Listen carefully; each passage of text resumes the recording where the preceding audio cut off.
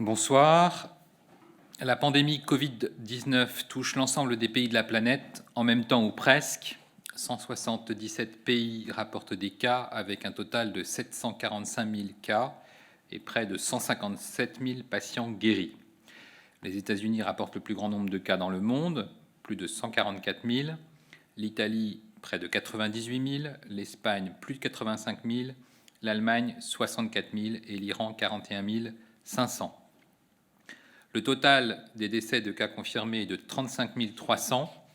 L'Italie et l'Espagne sont les pays qui rapportent le plus grand nombre de décès, devant la Chine, 10 779 morts en Italie, 7 340 en Espagne, plus de 3 300 en Chine et plus de 2 750 en Iran. Les États-Unis observent aussi une forte augmentation du nombre de décès avec 2 572 décès.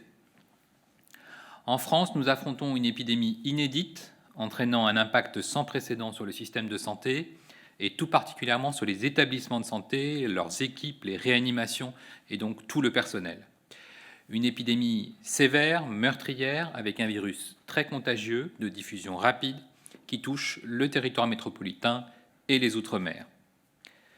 Résultats les plus importants, les données hospitalières, les données de l'hôpital, 717 établissements de santé, qui nous démontre l'impact sévère de ce virus et de l'épidémie en cours. Plus de 21 000 personnes sont actuellement hospitalisées pour une infection Covid.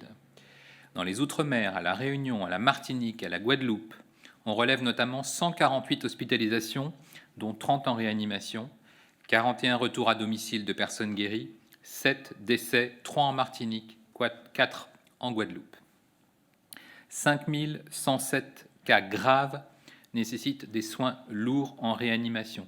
Je vous rappelle que la réanimation est indiquée lorsque nous sommes en détresse respiratoire ou pour une autre défaillance, que nous avons donc besoin de respirateurs, d'une surveillance continue, de perfusion, de médicaments, parfois d'un coma artificiel, de soins constants, et donc de toute une équipe compétente, formée, avec des réanimateurs, des internes, des externes, des infirmiers spécialisés de réanimation ou de blocs opératoires formés, ou d'anesthésie formée, des aides-soignants bien sûr, des brancardiers, mais aussi tout l'appui logistique de l'ensemble de l'hôpital et des services spécialisés d'imagerie ou de laboratoire.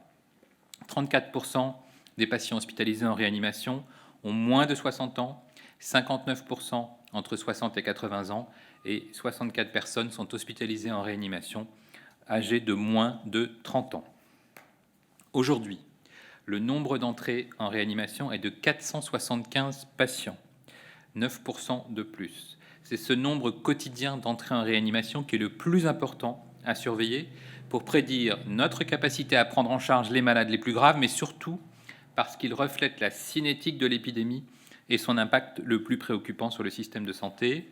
C'est ce nombre quotidien d'entrées en réanimation, mais aussi d'admissions hospitalières que nous allons analyser pour évaluer l'impact initial du confinement national que nous vivons depuis maintenant près de 15 jours. 3024 décès sont observés en milieu hospitalier depuis le 1er mars. Mais aussi, c'est important de le dire, 7924 personnes sont sorties guéries de l'hôpital depuis le 1er mars. Toutes les personnes malades en ville et qui, au bout de 8 jours, n'ont plus de symptômes pendant 48 heures sont aussi guéries, et elles sont fort heureusement très nombreuses.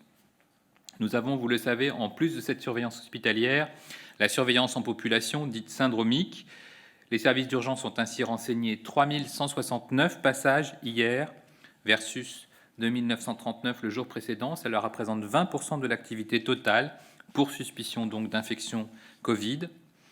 Nous observons 37% d'hospitalisation après ces passages et 3% d'hospitalisation directe en réanimation. SOS Médecins a signalé 1953 interventions lors de la journée d'hier. C'était un dimanche, donc contre 2423 pour la journée précédente. Là encore pour suspicion de Covid, et c'est 23% de l'activité totale.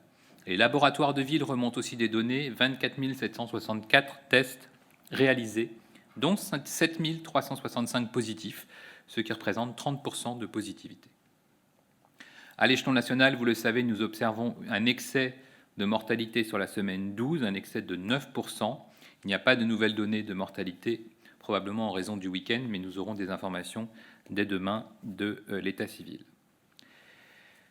Nous combattons tous ensemble l'épidémie de Covid-19 qui touche la France depuis plusieurs semaines, avec désormais 44 550 cas confirmés par PCR. Les consignes de confinement sont très claires. Restez chez vous pour éviter d'autres décès. Restez chez vous pour éviter d'autres cas graves. Pour sauver des vies, restez chez vous. Le système de santé s'est profondément et rapidement adapté et a anticipé les besoins. Le plan blanc a permis de déprogrammer et de reporter toutes les interventions chirurgicales et médicales non urgentes dans tous les établissements de France. Nous avons réaffecté du personnel soignant dans les différents secteurs d'activité pour renforcer les unités les plus en tension. Nous avons fortement augmenté nos capacités en réanimation qui ont doublé dans de nombreuses régions grâce aux efforts de tous, établissements publics, établissements privés. Nous mobilisons des moyens terrestres, ferroviaires, aériens et maritimes sur l'ensemble du territoire national.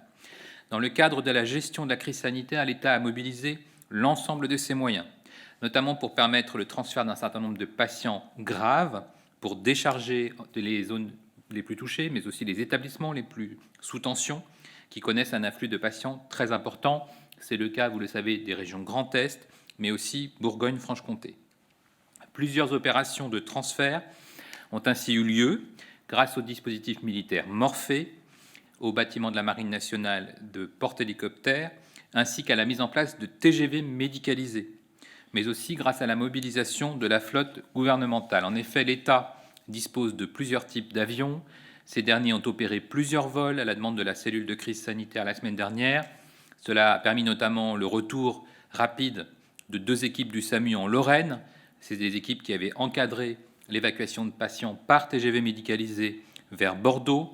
Cela a aussi permis de récupérer au plus vite 8 respirateurs avec lesquels ces équipes étaient parties pour en faire profiter très vite d'autres patients en Lorraine. Ces opérations sont amenées à se répéter au cours des prochaines semaines. En tout temps, notre objectif est de fournir à tous les patients les meilleures conditions de prise en charge où qu'ils se trouvent sur le territoire national. C'est la raison pour laquelle nous avons mis en place ces fameux renforts en ressources humaines fondamentaux et en renforts aussi en matériel, et puis que nous avons à chaque fois soutenu les transferts intra- ou interrégionaux. Les opérations vont se poursuivre, l'ensemble du territoire est mobilisé, tous les moyens sont mis en œuvre pour prendre en charge les patients les plus graves. C'est la solidarité nationale. Le nombre de tests augmente de façon importante. La montée en puissance va permettre cette semaine de faire plus de 20 000 tests par jour. Bientôt, des tests sérologiques seront disponibles. Ils nous permettront d'identifier des personnes ayant déjà rencontré le virus et disposant donc d'une immunité. Vous le savez, de très nombreux essais thérapeutiques sont en cours. L'essai européen Discovery, qui teste plusieurs molécules, des antiviraux, des antirétroviraux et d'autres molécules comme l'hydroxychloroquine, a débuté et les premiers résultats devraient être connus bientôt puisque de très nombreux patients sont inclus. Vous le savez, les traitements testés doivent être testés dans un cadre extrêmement précis. L'Agence nationale de sécurité du médicament, après le Haut Conseil de santé publique, rappelle que les médicaments ne doivent être utilisés ni en automédication, ni sur prescription d'un médecin sans cadre réglementaire. C'est important, en particulier pour le traitement du Covid. Il y a un certain nombre de risques, il y a un certain nombre d'effets indésirables, et donc il est fondamental d'être attentif, de signaler par les professionnels de santé ou par les patients tout effet indésirable observé dans le cadre du recours exceptionnel à ces médicaments. Et nous avons un portail dédié, le portail signalement-santé.gouv.fr, qui est fondamental dans cette période où l'on peut voir des usages irrationnels ou des automédications par un certain nombre de molécules. Donc je le rappelle, respectez les posologies, demandez toujours un avis médical et évitez toute automédication. Je souhaiterais terminer par un rappel et peut-être un immense hommage devant la mobilisation totale de nos personnels soignants, mais aussi de toutes les personnes qui les soutiennent, sans laquelle cette montée en puissance que l'on voit très clairement ce soir, des capacités hospitalières, des capacités d'accueil en réanimation des patients les plus lourds, n'aurait jamais été possible dans notre pays. Leur effort est remarquable, leur travail sans répit, et la crise est longue. Ils méritent aujourd'hui, plus que jamais, toute notre admiration et toute notre reconnaissance. Je vous remercie. Une question pour Bloomberg. Quel est le nombre de places en soins intensifs, le nombre de lits de réanimation actuellement, ainsi que le taux d'occupation? Alors, je vous ai donné ces chiffres tout à l'heure. Le nombre de patients actuellement en réanimation est de 5100 personnes infectées par le coronavirus. Nous avions autour de 5000 lits en réanimation en France. Comme vous le savez, nous avons mobilisé toutes les capacités des établissements publics et des établissements privés. Nous avons rajouté des lits. Quand on met un lit en réanimation en plus, c'est toute une équipe qui nécessite d'être présente, et je le rappelais tout à l'heure, avec effectivement des réanimateurs, mais aussi des soignants, des infirmiers, des aides-soignants spécialisés, des laboratoires qui vont surveiller de très près la biologie du patient, de l'imagerie. Donc ce sont toujours des équipements lourds, ce sont essentiellement des ressources humaines, ce sont aussi des matériels lourds, puisque quand on est en défaillance respiratoire, il faut un respirateur spécialisé, on peut avoir besoin d'équipements de dialyse, on peut avoir besoin de seringues électriques, de perfusion. Donc ce sont des équipements extrêmement lourds. Nous sommes actuellement à 5100 patients hospitalisés en réanimation. Nos capacités de réanimation sont montées de 5000 à 7000, puis à 8000, et nous visons 10 000. Donc nous voyons que nous déployons considérablement nos moyens de réanimation. Pourquoi ? Parce que les équipes se mobilisent, parce que tous les établissements y participent, et parce que nous avons déprogrammé. Parce qu'en déprogrammant, nous récupérons des équipes du bloc opératoire, les anesthésistes du bloc opératoire, les infirmières du bloc opératoire, les infirmières anesthésistes. Nous récupérons aussi des moyens de salle de réveil.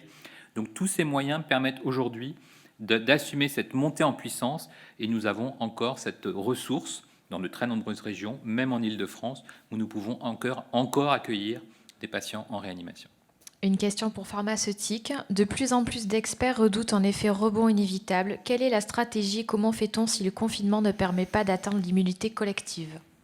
Alors, premier enjeu, et c'est ce que je vous disais tout à l'heure, nous avons un indicateur très important qui n'est pas celui des morts, qui n'est pas celui des cas confirmés, mais qui est bien celui des arrivées en milieu hospitalier, qui reflète des contaminations survenues environ 15 jours avant. Vous avez été contaminé juste avant la mise en place du confinement. Vous avez à peu près une semaine d'incubation, vous commencez à être malade, vous êtes éventuellement moins bien, et c'est à partir de ce moment-là que vous allez vous adresser à l'hôpital, être adressé à l'hôpital, et vous retrouver soit en hospitalisation classique, soit en réanimation si votre situation l'exige. Et donc, 15 jours après cette contamination, on observe le passage notamment en réanimation. C'est l'impact de l'épidémie, mais c'est aussi le reflet de cette fameuse évolution que nous devrions voir d'ici la fin de la semaine, qui est liée au fait que le confinement devrait réduire considérablement le nombre de contacts, parce que nous n'avons pas confiné pour confiner. L'objectif du confinement, c'est de massivement réduire les contacts entre les personnes. C'est pour ça que même quand on sort, on vous demande, parce que vous travaillez par exemple, ou parce que vous allez faire une course, d'être très attentif aux gestes barrières et à la distanciation sociale, parce que notre objectif à tous les jours, c'est d'avoir le moins de contacts possible. Et donc, si on réduit les contacts, le virus n'arrive plus à passer d'une personne à l'autre, et le nombre de personnes contaminées doit baisser. Donc, c'est ce qu'on observe. À partir de cette fin de semaine, on devrait avoir moins de personnes qui arrivent à l'hôpital et qui arrivent notamment en réanimation. Une question pour TF1. Y a-t-il une baisse en Île-de-France d'admis en réanimation? Est-ce que les chiffres de l'Italie nous apprennent quelque chose concernant la situation en France? Alors, on n'est pas du tout sur une baisse actuellement. On est en pleine épidémie d'extension rapide. Je vous ai encore dit que le nombre de malades graves avait augmenté de 9%. Ce que l'on espère, c'est que cette augmentation soit de plus en plus modeste au fil des jours, parce qu'il faut pouvoir accueillir ces patients dans des bonnes conditions. Il faut des lits de réanimation, et vous savez que les séjours en réanimation pour des infections graves des malades Covid, c'est souvent des séjours de 2 semaines, voire 3 semaines. Donc il y a un enjeu de capacité de prise en charge et de prise en charge optimale des patients. Nous ne sommes pas du tout aujourd'hui sur une sortie de confinement, nous sommes déjà à quelques jours d'une capacité d'évaluer l'impact du confinement. Les Italiens nous rapportent et publient des données sur un relatif ralentissement de l'épidémie. Les Français doivent bien comprendre aussi que le chiffre de décès, qui est toujours très impressionnant, reflète finalement des contaminations et une histoire assez longue, des contaminations qui sont survenues il y a plusieurs semaines.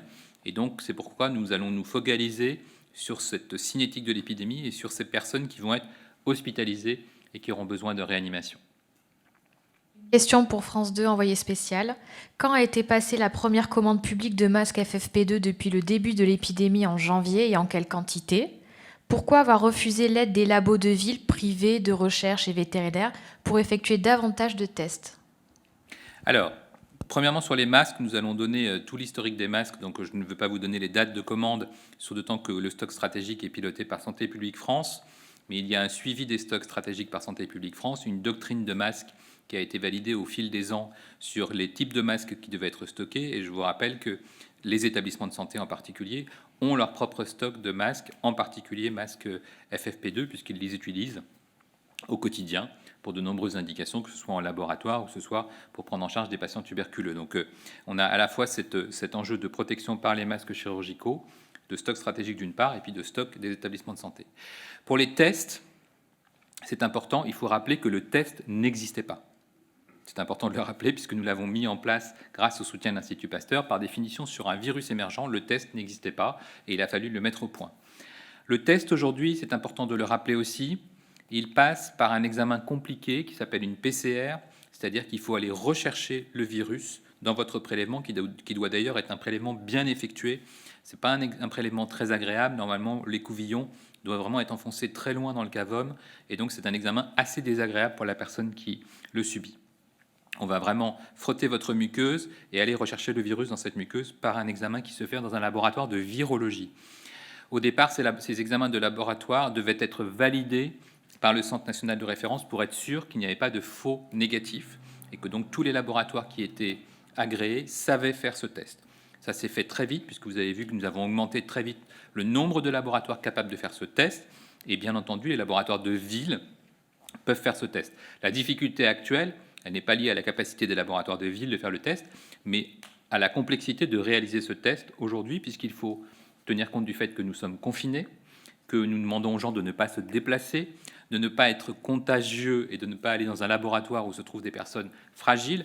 Donc c'est cette organisation particulière qui a fait que nous avons ralenti sur l'accès aux laboratoires de ville, mais vous pouvez quand même noter que sur les derniers chiffres que je vous ai donnés, il y a quand même 24 764 tests qui sont remontés par les laboratoires de ville. Donc on voit bien qu'ils ont une part très importante dans l'activité, qu'ils ont d'ailleurs un taux de positivité important. Donc aujourd'hui, on peut avoir accès à ces tests. Nous augmentons la capacité de tests, mais ce sont des tests qui sont encore assez compliqués. Il y aura probablement une nouvelle génération de tests de recherche de virus qui va arriver. Là encore, la recherche et le développement sont en pleine action. Donc ce seront probablement des tests plus faciles, comme on les connaît dans d'autres pathologies, qu'on connaît le TROD angine, on connaît un certain nombre de tests rapides. L'idée d'aller vers ce type de test qui recherche le virus. Et puis il y aura encore d'autres types de tests qu'on appelle des sérologies, qui sont en cours de mise au point dans le monde entier et qui ont un autre objectif, non pas de chercher le virus, mais de rechercher des anticorps, et donc de vous dire que vous avez été en contact avec le virus dans le passé, dans les semaines précédentes, et que vous êtes immunisé. Une question pour Actu Soins. Des tests sérologiques pour évaluer l'immunisation face au Covid-19 existent à l'international. Pourquoi ne les utilise-t-on pas en France, notamment auprès des soignants très exposés? Alors, il commence à apparaître, et la France va évidemment se doter très rapidement de ses capacités de test. Il faut quand même savoir une chose. Premièrement, la recherche de tests sérologiques se fait par un prélèvement sanguin. On n'est pas sur un prélèvement d'une muqueuse respiratoire par un coton-tige, on est sur un prélèvement sanguin. C'est un autre type de test. Il faut avoir accès à un prélèvement sanguin ou au moins à une certaine quantité de sang. Ensuite, ça n'a d'intérêt que pour des personnes pour lesquelles on recherche une séropositivité, c'est-à-dire une présence d'anticorps. Et donc ce n'est pas pour détecter un patient ou un soignant positif, mais bien pour détecter une protection chez quelqu'un qui a été malade et qui a donc confirmation que, ayant été malade, il est désormais immunisé. Donc vous voyez que la stratégie est un peu différente. Ce n'est pas forcément utile en pleine épidémie quand les gens sont malades, c'est potentiellement utile après pour savoir qui a fait l'infection et qui ne l'a pas fait. Pour Europe 1, a-t-on une idée du nombre de patients admis en réanimation ou hospitalisés suite à de l'automédication, notamment avec du Plaquenil? Alors, c'est l'enquête que nous menons d'ailleurs pour tous les médicaments. Donc, dès qu'une personne est hospitalisée, et en particulier en réanimation pour un effet secondaire de médicament, nous demandons à ce que les médecins hospitaliers, mais c'est valable aussi pour les médecins de ville, signalent immédiatement un effet secondaire grave de tout médicament. Ça peut être un médicament pris de façon chronique, ça peut être une erreur de posologie, ça peut être une automédication, ou ça peut être un nouveau traitement. Et donc, nous encourageons à la fois les médecins et les patients à signaler tout effet secondaire grave d'un médicament. Nous en avons besoin pour les faire remonter au centre de pharmacovigilance, pour les faire remonter à l'Agence nationale de sécurité du médicament. Et c'est avec ces éléments-là que nous pouvons définir la balance bénéfice-risque d'un médicament, ce qu'il peut apporter, mais aussi quels sont les risques liés à son utilisation. De l'APM, est-ce que l'on confirme des cas de décès de patients hospitalisés pour Covid-19 liés à des accidents cardiaques dus à la prise de plaquenil? Et si oui, combien? Combien de patients prennent du plaquenil hors essai clinique? Alors, combien de patients prennent du plaquenil hors essai clinique? Il y a déjà, je le rappelle, tous les patients qui ont besoin de ce traitement pour des pathologies chroniques et pour lesquelles nous devons garantir l'accès au traitement. Le nombre de patients qui s'automédiquent, c'est beaucoup plus difficile, puisque normalement, on ne devrait pas avoir accès à l'automédication pour ce type de médicament qui peut être toxique seul ou associé à d'autres médicaments qui accroissent sa toxicité. Et donc, le nombre d'effets secondaires graves cardiaques est encore plus compliqué à estimer, puisque vous le savez que quand on est en réanimation, on peut avoir une défaillance cardiaque, les causes sont multiples, et donc c'est au réanimateur lui-même à qui nous demandons d'estimer si oui ou non il peut y avoir une imputabilité attribuée à un médicament, en particulier à celui-ci, mais à tout autre médicament, puisqu'il a à ce moment-là le devoir de signaler et de faire ce qu'on appelle un rapport de pharmacovigilance pour signaler un effet secondaire potentiel d'un médicament. Une question pour Hospimédia. L'âge médian des patients est passé de 60 à 58 ans en réanimation. Cette diminution est-elle la conséquence d'un prix des admissions en fonction de l'âge? Alors, franchement, je ne crois pas qu'on fasse de tri à l'admission et toutes les équipes de réanimation y sont vraiment très attentives. Par contre, ce qu'on observe, c'est que il y a des circuits un peu différents, il y a des organisations différentes, il y a de nombreux établissements d'accueil des personnes âgées qui se sont organisés pour prendre en charge les personnes âgées sur place ou pour prendre en charge les personnes âgées avec l'hôpital de proximité ou avec des unités spécialisées de soins de suite, par exemple, spécialisées en rééducation respiratoire. Ça s'est organisé. Il y a des structures d'hospitalisation en médecine Covid qui se sont structurées.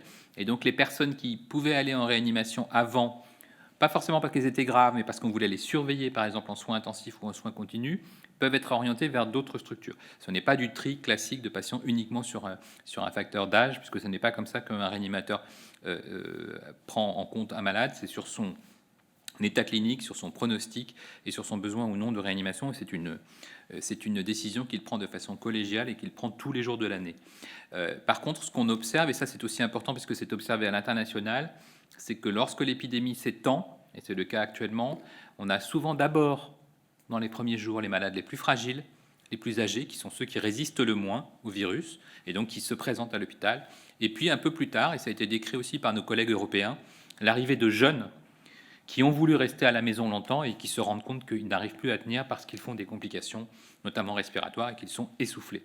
Et donc, c'est ces personnes-là qui peuvent arriver un peu plus tard en réanimation. Une question pour France Info. Où en sont les stocks de produits anesthésiants dans les hôpitaux, notamment les curares et notamment en Île-de-France?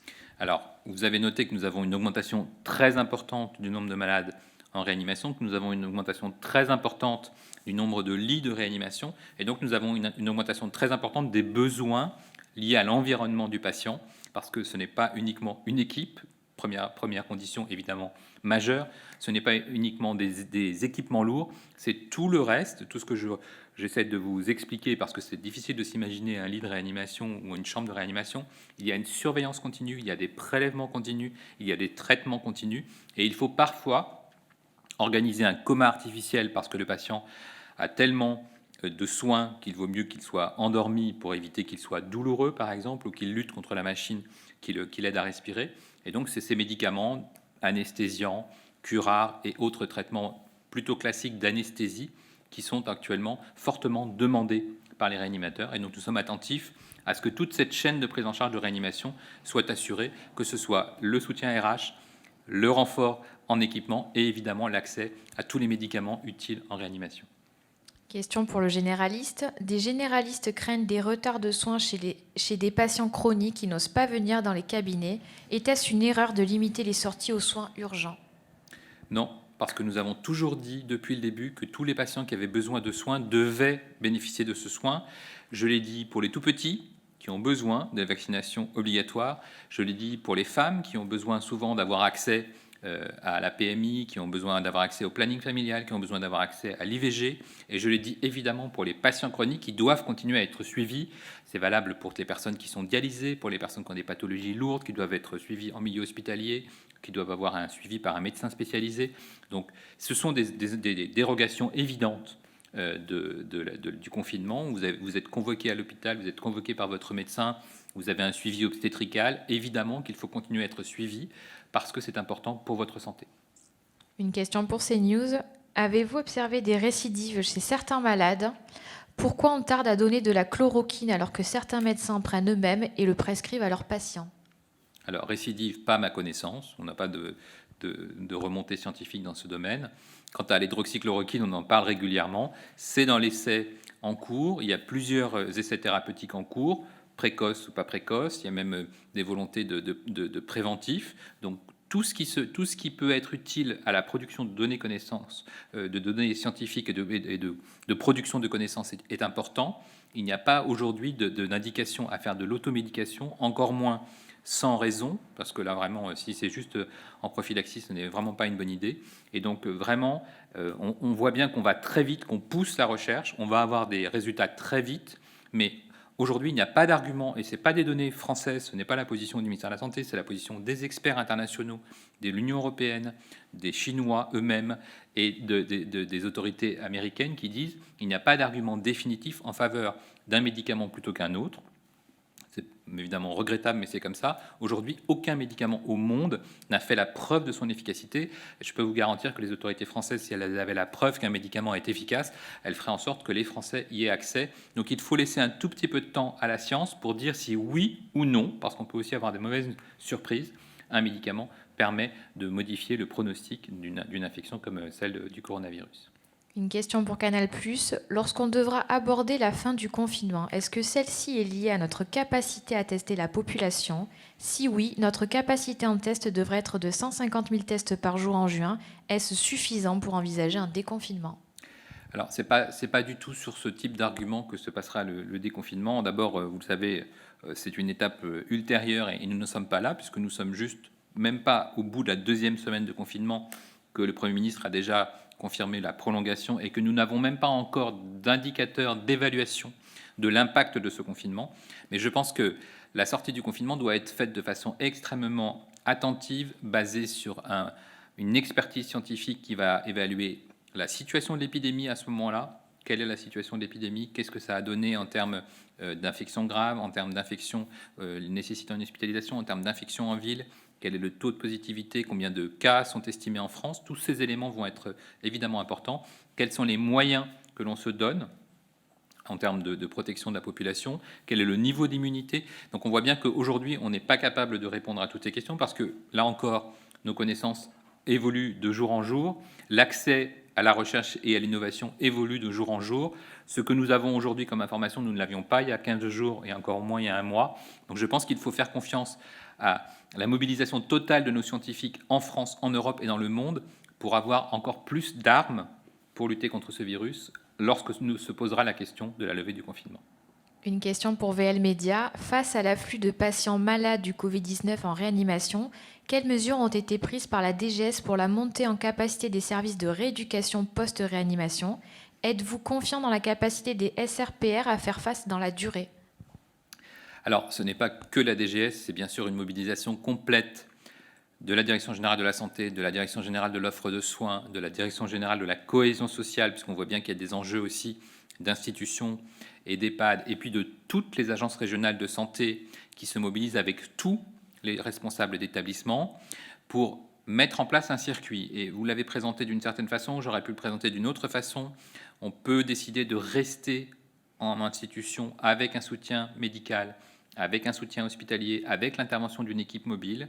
On peut décider d'aller à l'hôpital de proximité. On peut décider d'être d'emblée dans un service de rééducation parce qu'on a juste besoin d'avoir un peu de soins, d'avoir de la surveillance, d'avoir de la kiné respiratoire par exemple. On peut rester en milieu hospitalier avec une surveillance continue à proximité. On peut se retrouver en réanimation et ensuite sortir de réanimation.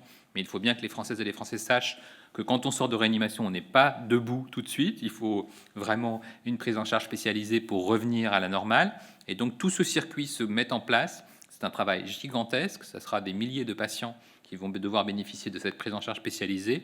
Et elle est déjà en cours d'organisation, puisque heureusement, de plus en plus de patients sortent de réanimation aujourd'hui. Certains plutôt en bonne forme clinique, et tant mieux. D'autres ont besoin d'aide pour revenir à la maison. Et donc, à chaque fois, c'est une prise en charge individuelle, mais c'est une prise en charge optimale selon les besoins des patients.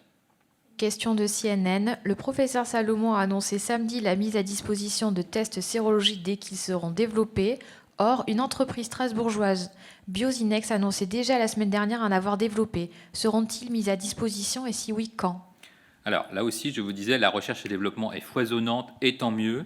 Nous avons des bons scientifiques en France, nous avons des bons scientifiques en Europe, nous avons des bons scientifiques dans le monde. Nous serons attentifs à toutes les innovations. Nous avons mis en place avec le ministère de l'Enseignement supérieur et de la Recherche et de l'Innovation des cellules d'analyse de toutes les innovations. Et donc, évidemment, toutes les innovations sont les bienvenues. Il faudra être attentif à la sécurité, à la fiabilité de ces tests. C'est normal, parce que les Français veulent de la qualité, c'est important. Et donc, nous aurons à la fois cette analyse en termes de qualité, de disponibilité et de capacité à répondre aux besoins des Français. C'était la dernière question, je vous Merci. remercie.